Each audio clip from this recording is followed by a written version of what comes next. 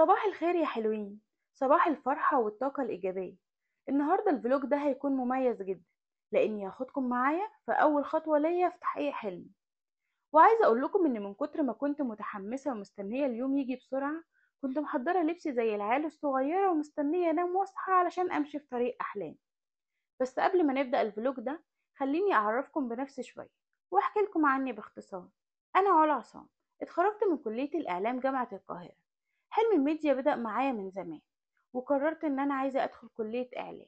بس طبعا كان لازم أشتغل على نفسي، والحمد لله ذاكرت كويس وقدرت إن أنا أجيب 96.8 أدبي، وطبعا دخلت إعلام بكل سهولة.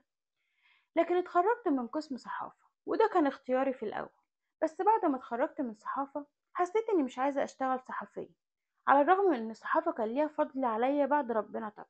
لكن زي ما كل حاجة بتتغير، حسيت إني عايزة أكون مذيعة، خاصة إن كل اللي كان بيشوفني كان بيقولي إني لايق عليا أكون مذيعة.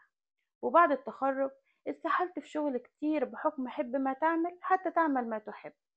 وبعدها بعدت تماما عن الشغل لمدة 2.5 سنين، وطبعا بسبب ظروف الحياة.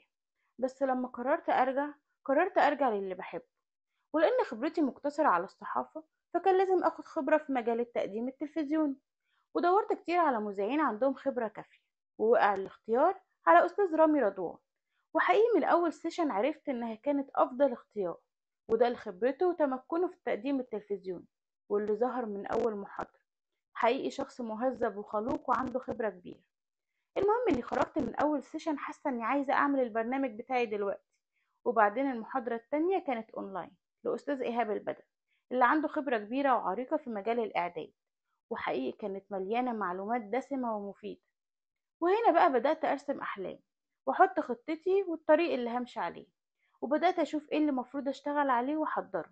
ومن هنا ننتقل للخطوه الجايه، اللي هاخدكم معايا برضو فيها ان شاء الله. استنوني في فلوج جديد. ولو اول مره تشوفوني، انا علا عصام ودي قناتي. ما تنسوش تعملوا سبسكرايب وتكتبوا لي في الكومنتات ايه الحلم اللي نفسكم تحققوه، وحطيتوا لي خطه ولا لسه.